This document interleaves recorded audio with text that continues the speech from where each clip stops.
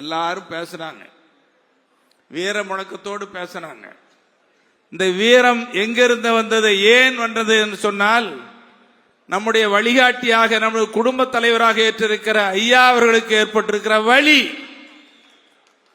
ஐயா அவர்களே, உங்கள் வழியை நாங்கள் போக்க வந்திருக்கிறோம். நாங்கள் பதவிக்காக வரவில்லை. உங்கள் உயிரை காப்பதைப் போல நாங்கள் உங்களை காக்க வந்திருக்கிறோம் என்ற உணர்வோடு வந்திருக்கிறீர்கள். நான் பார்க்கிறேன், மேடையில் பார்க்கிறேன் பாருங்க. வன்னியர் சங்க தலைவர் மூத்த நிர்வாகி இருக்காரு, முன்னாள் தலைவர் பேராசிரியர் தேரன் இருக்காரு, திருக்கச்சூர் ஆறுமுகம், துரை முன்னாள் எம்பி. மேடையில் பாருங்க. இந்த அரங்கத்தில் எல்லாத்தையும் பார்க்கிறேன். 30 வருஷம் 40 வருஷத்துக்கு முன்னால் இருந்த மூத்த நிர்வாகிகளை நான் பார்க்கிறேன், மகிழ்ச்சி அடைகிறேன். இளம் சிங்கங்கள் வந்திருக்கிறார்கள். இது எதை காட்டுகிறது?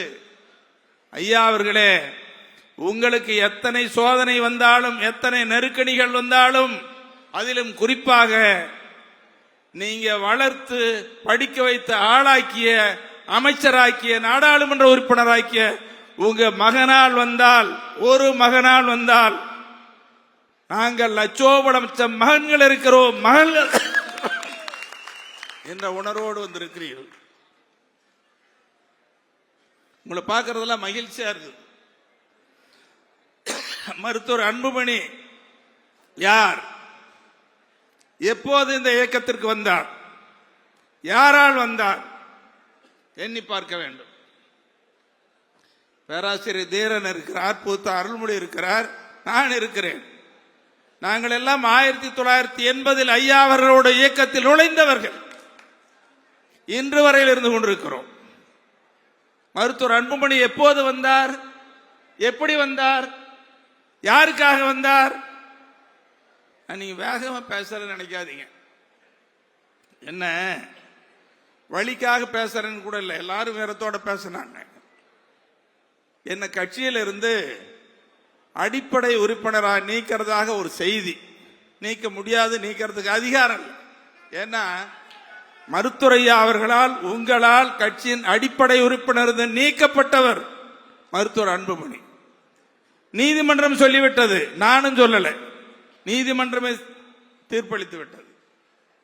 அப்ப உறுப்பினரே இல்லாத, கட்சியில பொறுப்பிலே இல்லாத என்ன எப்படி நீக்க முடியும்? அந்த செய்தி வந்ததுக்காக நான் வேதனையோடு பேசல.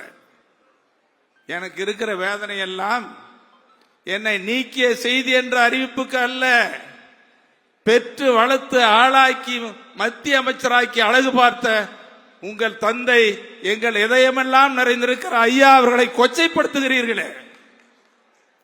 ஐயா சொன்னார், மணி எனக்கு வலிக்குதுன்னார். பொறுங்கய்யா, அவசரப்படாதீங்க, கண்கலங்காதீங்கன்னு சொன்னார். மணி என் இதயத்தில் ஈட்டி குத்தல, என் உடம்பு முழுவதும் ஈட்டியால் குத்தியதை போல என் இதயம் வலிக்கிறது, உடல் முழுவதும் வலிக்கிறது, இந்த வலியை தாங்க முடியவில்லை என்று புலம்புகிறார், கண்ணீர் வடிக்கிறார். இது யாரால்? ஜி கே மணியாலா? நம்முடைய சகோதரி ஸ்ரீகாந்தி அவர்களாலா? இங்க வந்திருக்கிற உங்களாலா? இல்ல, தன்னுடைய மகனால். எப்படி இருக்கிற மகன்?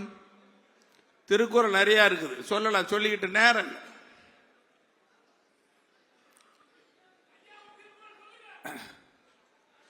அடுத்து இன்னொரு செய்தி சொல்றேன். பாட்டாளி மக்கள் கட்சி என்பது யாரால் உருவாக்கப்பட்டது? எப்படி உருவாக்கப்பட்டது? பதவியாக்கி ஆசைப்பட்டவர்களால் உருவாக்கப்படவில்லை. இந்த இயக்கம் ரத்தம் சிந்தி உருவாக்கப்பட்ட இயக்கம், சிறை கொடுமைகளை அனுபவித்து உருவாக்கிய இயக்கம், உயிர் தியாகம் செய்த இயக்கம், 21 உயிர்களை இன்னுயிர் நீக்க செய்து லட்சக்கணக்கானவர்களை சிறைக்கு சென்று உருவாக்கிய இந்த இயக்கத்தை மருத்துவரையா அவர்கள் கட்டி காத்து வருகிற பாட்டாளி மக்கள் கட்சியை சதியால், சூழ்ச்சியால் அபகரிக்க நினைத்தால் ஐயா வேதனைப்பட்டார். இன்னும் தெரியும், தமிழ்நாட்டிலும் இந்திய திருநாட்டிலும் எல்லா தலைவர்களாலும் அசாத்திய துணிச்சல் மிக்க தலைவர் என்று பாராட்ட பெற்றவர் மருத்துவரையா அவர்கள். கண்கலங்கினார், வேதனைப்பட்டார். இப்பொழுது இல்லை இல்லை, வேதனை இல்லை, கலங்க மாட்டேன், இதை மீண்டும் துணிந்து நிற்கிறேன், மறுபிறவி எடுத்திருக்கிறேன் என்று சொல்லக்கூடிய அளவுக்கு ஐயா அன்னைக்கு துணிஞ்சு வந்திருக்கிறார். ஒரு சிலர் ஐயாவால் உருவாக்கப்பட்டவர்கள், ஐயாவால் உருவாக்கப்பட்டு பதவி கொடுத்து பதவி சுகத்தை அனுபவித்தவர்கள் அன்புமணியோடு சென்றிருக்கிறார்கள். இப்ப அங்க போனவங்க எல்லாம் வேதனைப்படுறாங்க. அவங்க மனசாட்சி ஒருத்தது, ஐயையோ எங்களை உருவாக்கி எங்களை ஆளாக்கி உருவாக்கிய ஐயா விட்டுட்டு வந்துட்டோமே, சதிகாரரை சூழ்ச்சிக்காரர்களை நம்பி வந்துட்டோமே, இப்ப எப்படி ஐயா கிட்ட வர்றதுன்னு அவங்க மனசாட்சியோட இன்னைக்கு உணர்றாங்க. எவ்வளவு பெரிய சதி, எவ்வளவு பெரிய சூழ்ச்சி. நீங்க ஒண்ணு பார்க்கணும், ஐயாவை வேதனைப்படுத்துறீங்கன்னு நீங்க எல்லாம் வந்திருக்கிறீங்க, மீண்டும் ஐயா உங்களோட நாங்கள் இருக்கிறேன்னு வந்திருக்கிறீங்க. ஆனா பெத்து வளர்த்த மகன் மத்திய அமைச்சராக்கியவர் இந்த கட்சியை கைப்பற்ற நிறுத்தினா ஐயா துணிந்து நிற்கிறார். யாரை நம்பி? உங்களை நம்பி, நம்மை நம்பி. ஐயா அவர்கள் இதே நாங்க இருக்கிறோம், நீங்க வந்திருக்கிறீங்க, ஐயாவுக்கு துணையா இருக்கிறீங்க, நெருக்கடிக்கிறார். இந்த சூழலை உணர்ந்து வந்திருக்கிறீங்க. உங்களை எப்படி பாராட்டுறதுன்னு தெரியல. நீங்க பதவிக்காக வரல, ஐயா வாழ வேண்டும், ஐயா அவர்கள் நிலைத்து நிற்க வேண்டும் என்ற உணர்வோடு வந்திருக்கிறீர்கள். மகன் தட்டி பறிக்க, அபகரிக்க, சூழ்ச்சி பண்ணி கட்சி அபகரிக்க நினைக்கிறார்.